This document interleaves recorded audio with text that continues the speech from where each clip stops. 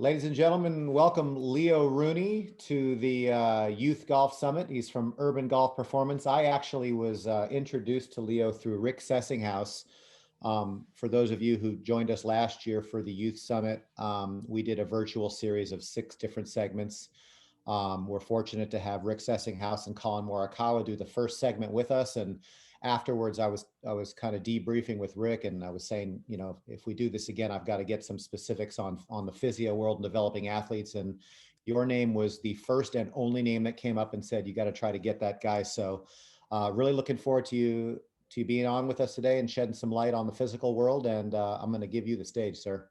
Awesome. Well, thanks, Josh. It's a pleasure to be here. I'm going to get going, but if anybody has questions during my talk, please, I have the chat up, I have the Q&A up. I would love to make it interactive.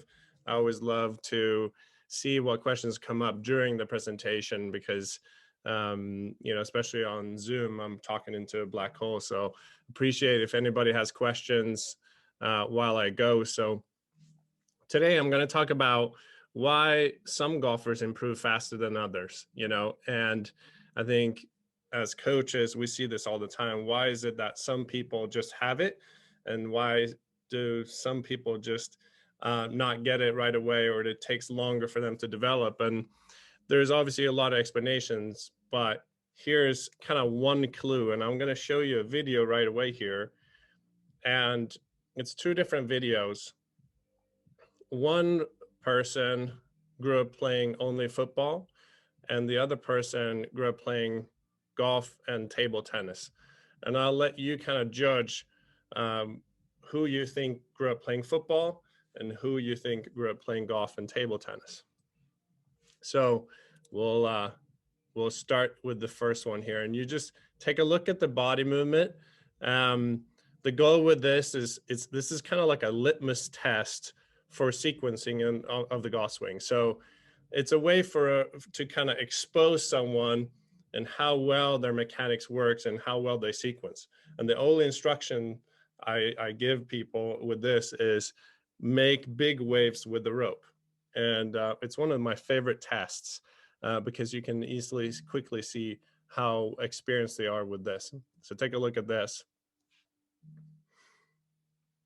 And if you look at the body movement, he's trying really hard to create those waves. Okay, so kind of save that in your memory. And then the next person here, if you look at the body movement and the sequencing, 2 very different looking movements, okay? One person grew up playing only football, one person grew up playing golf and table tennis. And so that's really what I'm going to talk about today is how important is sports history and how does it play a part in developing juniors and developing athletes in general. And I'll quickly go over my background. So I'm Director of Performance and CEO at Urban Golf Performance. We have 3 locations here in Southern California, 2 in LA, 1 here in Orange County. We're a team of 50 full-time. We have golf coaching, fitness training, physical therapy, club fitting, club building, and mental coaching under the same roof. So we help guys like Colin Morikawa, the UCLA men's golf team, and complete beginners. So the whole spectrum, but from all different angles in the same facility. I played 17 years of competitive golf, both in college and professionally. I'm originally from Sweden, came over here to play golf, got a degree in exercise physiology. So that's my background, both doing training and coaching. And I've been doing that my whole career. So what I want to talk to you about today is, remember the first guy, he grew up playing football. I think you kind of saw the difference. And so he grew up playing a sport, and if you make the analogy like a language, he grew up speaking one language. And I argue that language, football, is like a completely foreign language when it's supposed to be applied to golf and the sequencing. And you saw that he had to try really hard to create those waves. And so some sports transfer better to golf than others.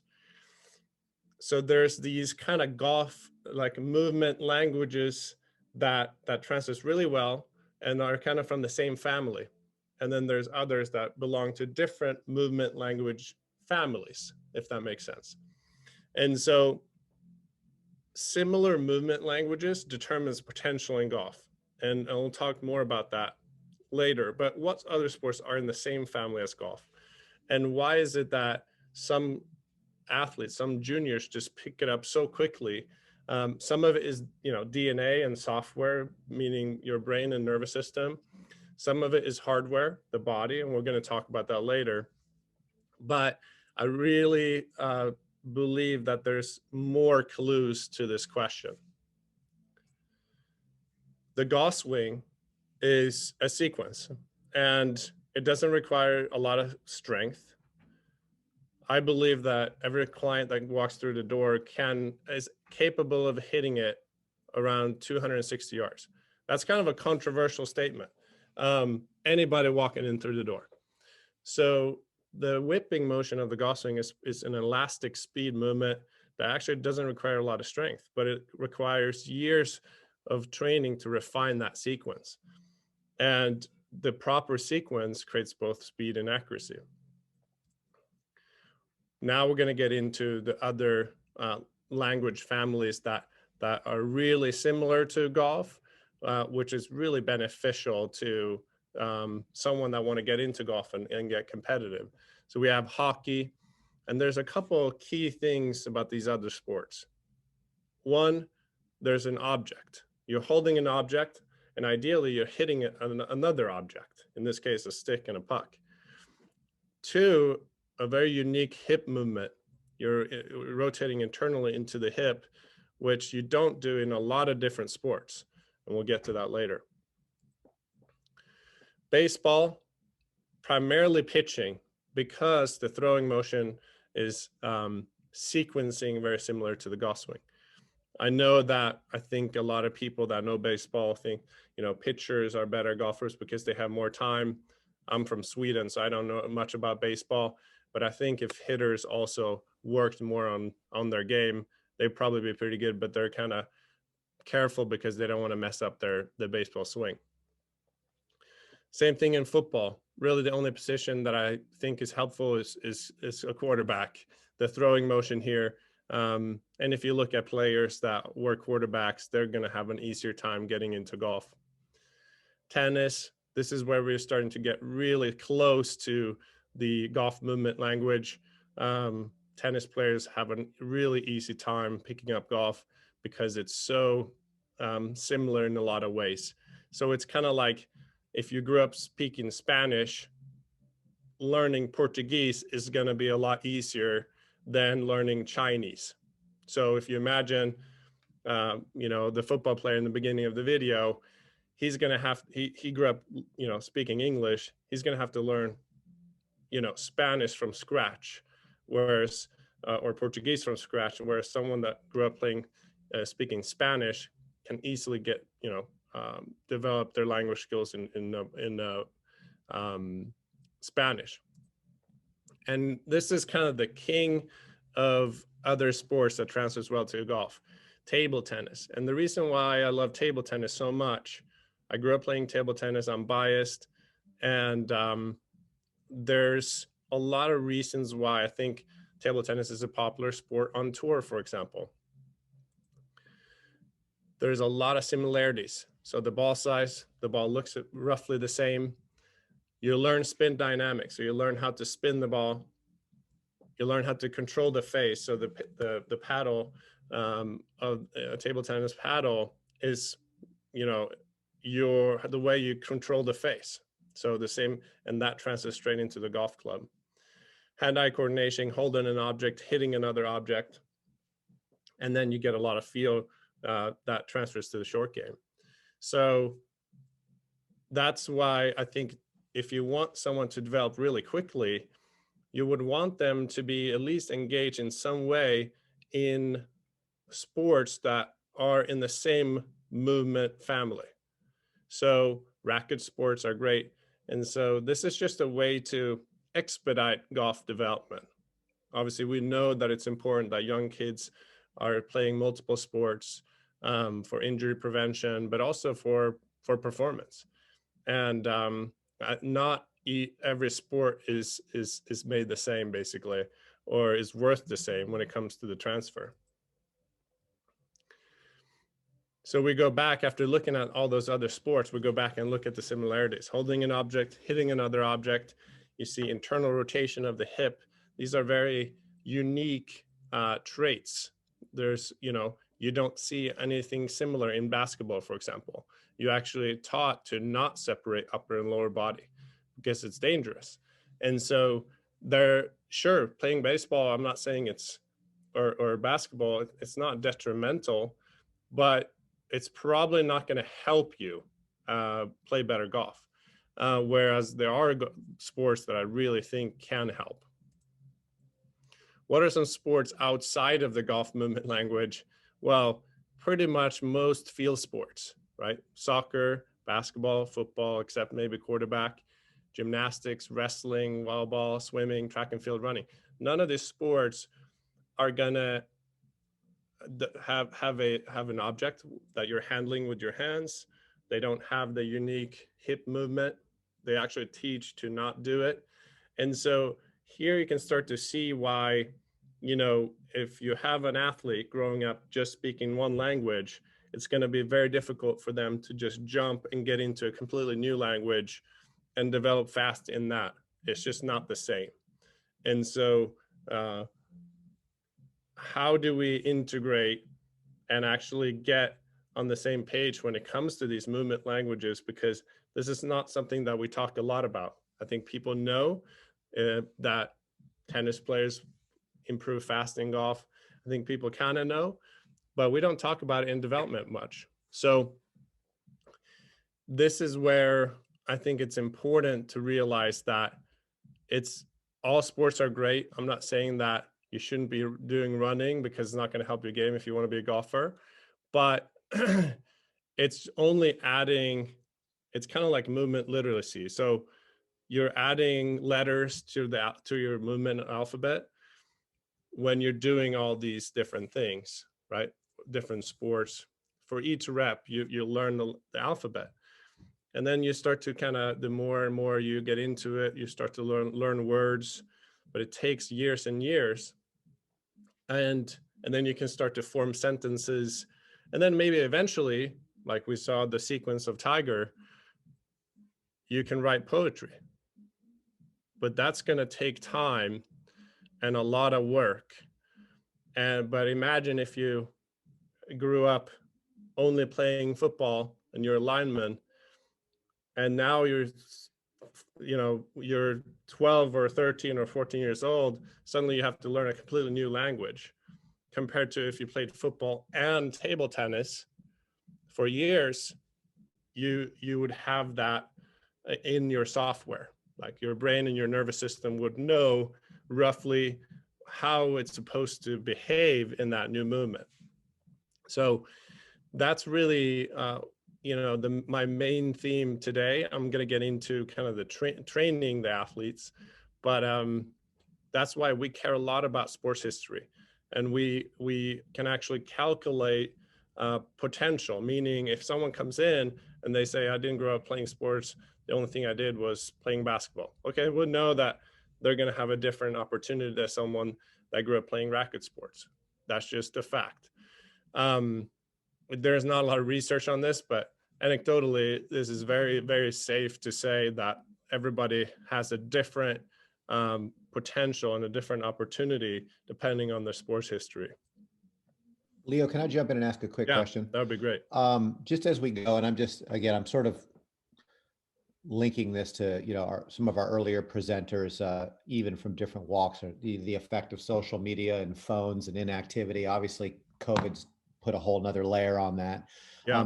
Do you, it's my opinion, from my lens, that kids are less active, less outdoor, less physical, less tree climbing, less exploring, less all those kinds of things, because we just don't do it as much as maybe we did when we were kids. Do you see that as a I mean, obviously as a concern, and or, just comment on that. What's that going Absolutely. to breed moving forward?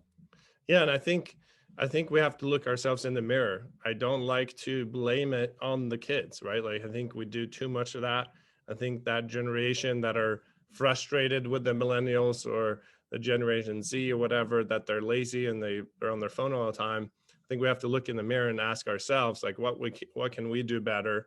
And in a lot of ways, we created that, right? Like, that's a generation that someone raised. So I think that I'm actually getting to that, where how do you motivate someone that maybe doesn't really want to do it, or doesn't understand why they have to do it? And I think that's really important to cover as well. And goes back to having fun and playing games. Um, and so, does that kind of answer your question?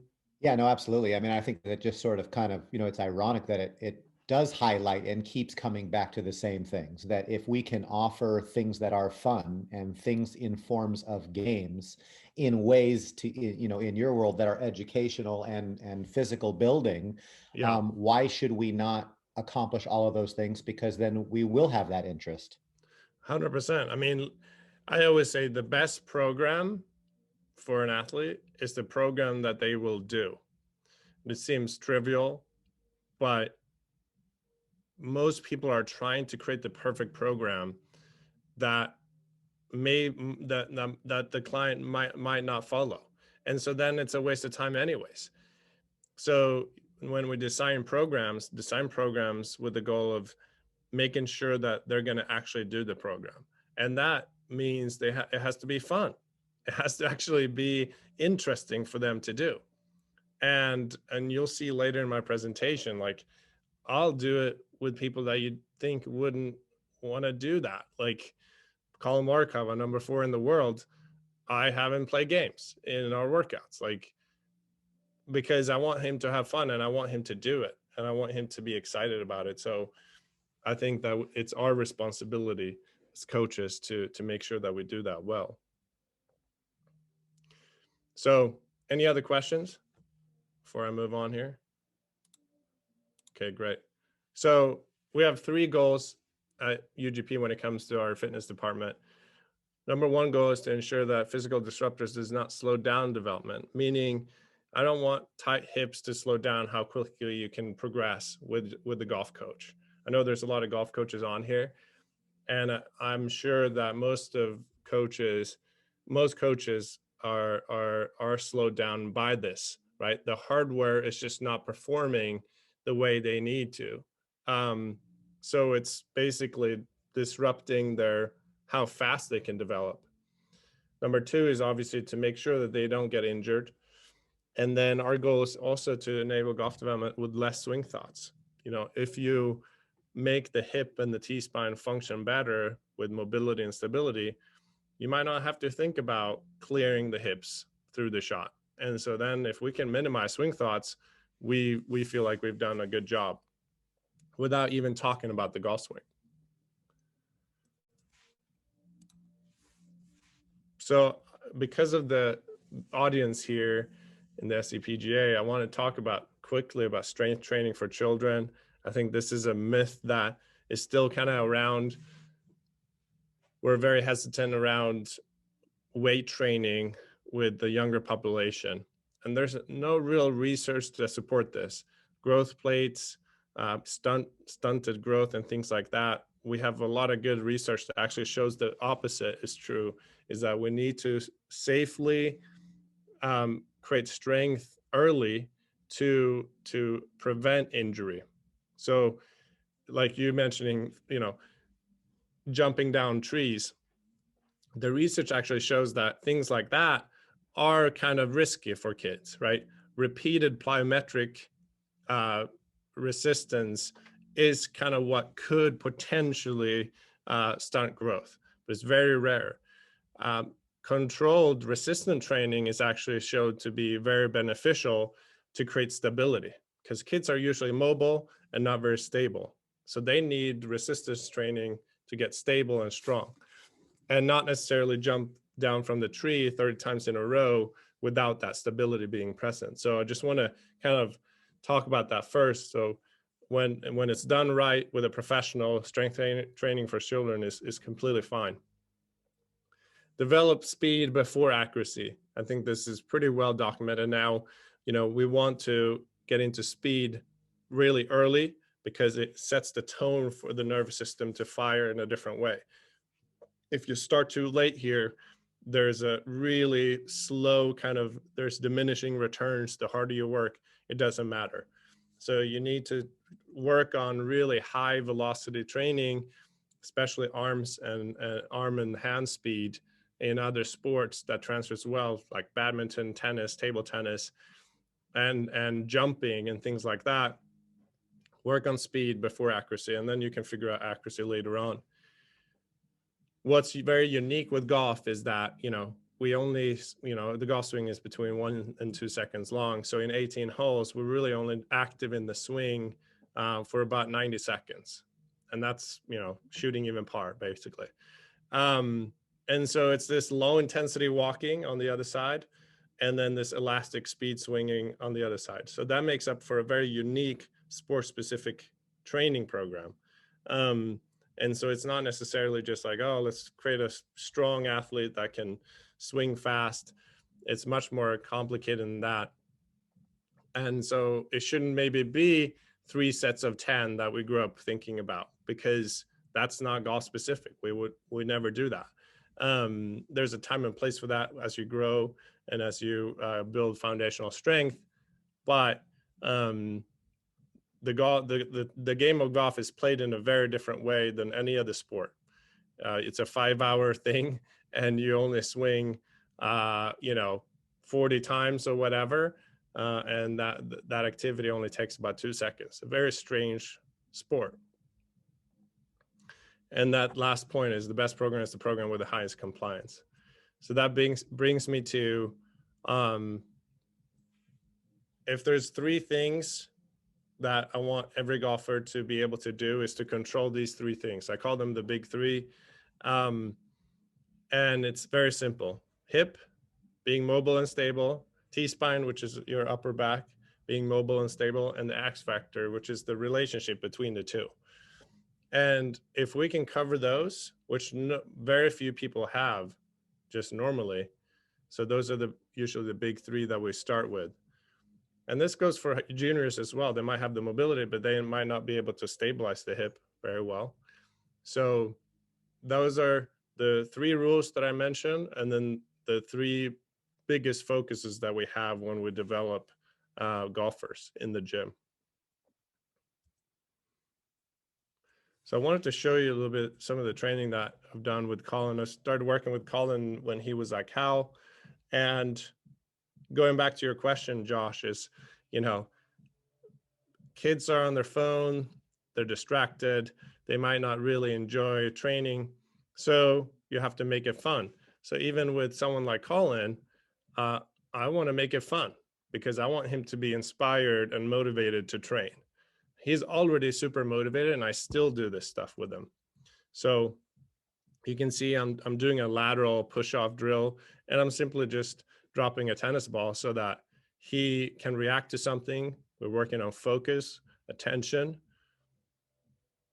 and has a clear objective with the exercise. And so that's how we create athletes in the gym. It's not just about doing the best program. It's about doing the program that he will come in and do every single time. I think I would need one of those really high bouncy elastic balls that got all the way up to the ceiling to do that one, but I think I could probably handle that. Yeah, exactly. Well, this is another movement that, going back to the other sports, like there's no other sports that really in the other movement language families that would need to be able to do this, right? This is kind of an advanced X factor drill, and we're working on the diagonal slings and the coordination. This is probably one of the first times he does this exercise. It just shows you how how skilled Colin is. He picks it up very quickly. He's already a very good mover, and so we're working on separating upper and lower body um, without moving together. So like in basketball, you would never throw a basketball to the side and keep your hips facing forward. That's never taught. And so in golf, we have to do that. That's a part of the golf swing. So we train that. And then we also train attention and focus. And you can see on Colin's face, like, he's enjoying this. He's competitive. He gets pissed. He gets really pissed when he fails. I've never worked with a competitor like Colin. Like, it's unbelievable.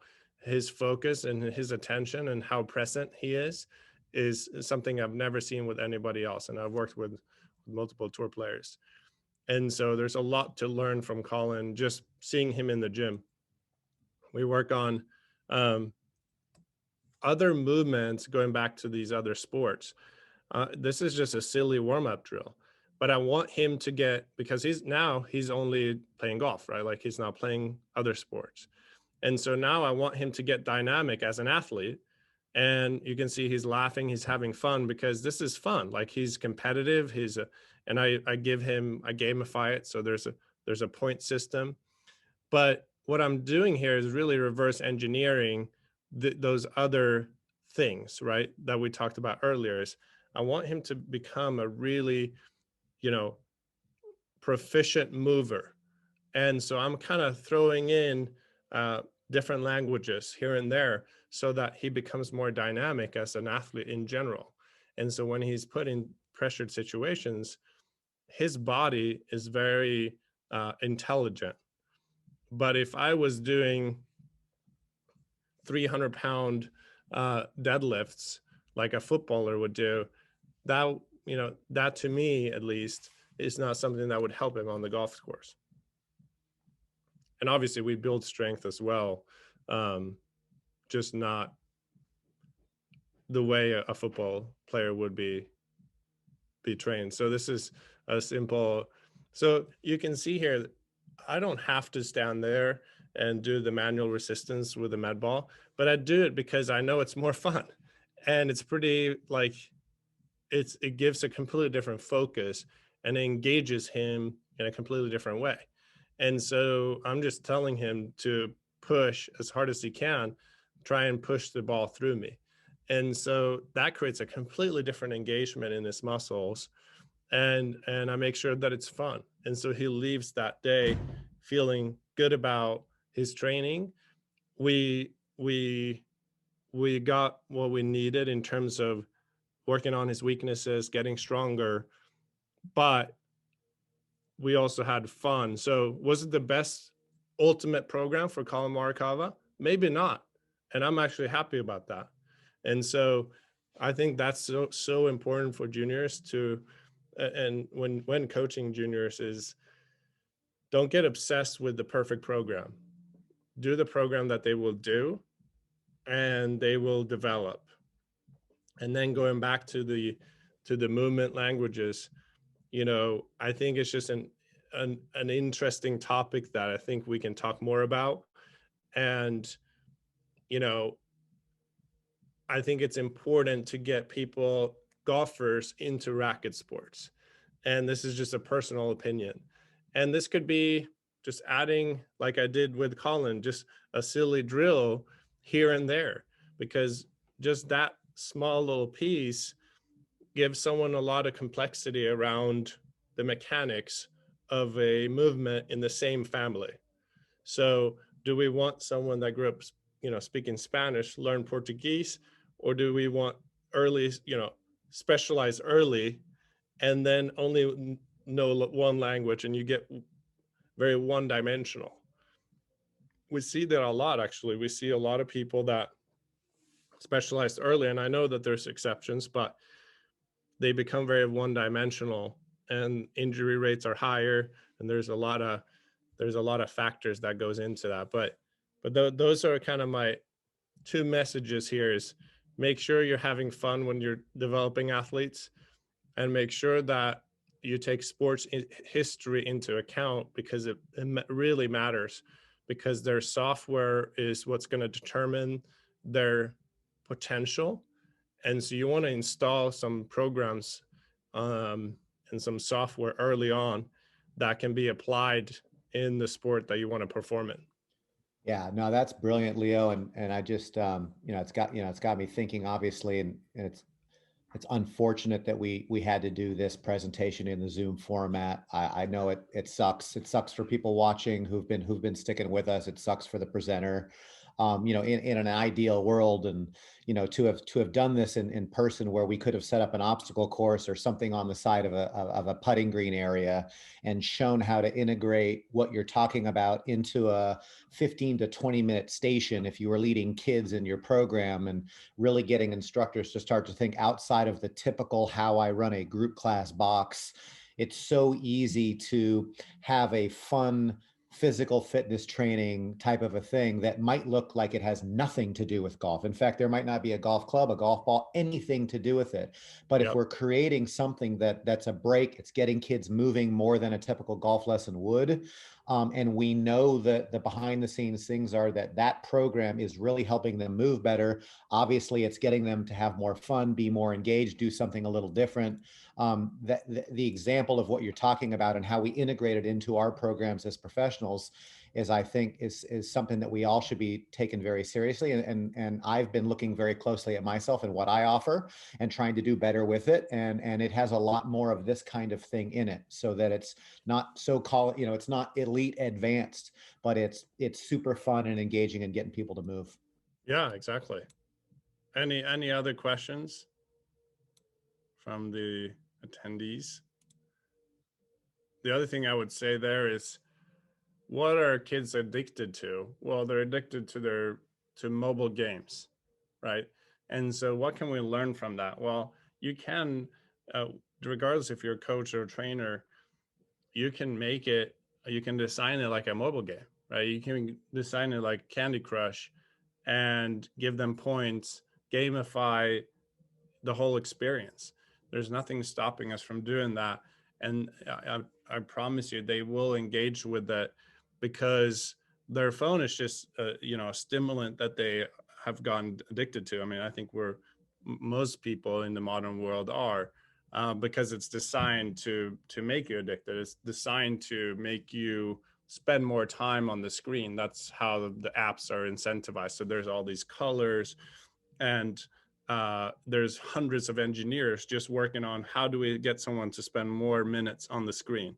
So we can use similar techniques, and I think that kids are always going to actually appreciate the in-person stuff more than you think, if we actually look ourselves in the mirror and figure out how can we do better, how can we make it more engaging and fun, so that we can compete with the phone, I guess.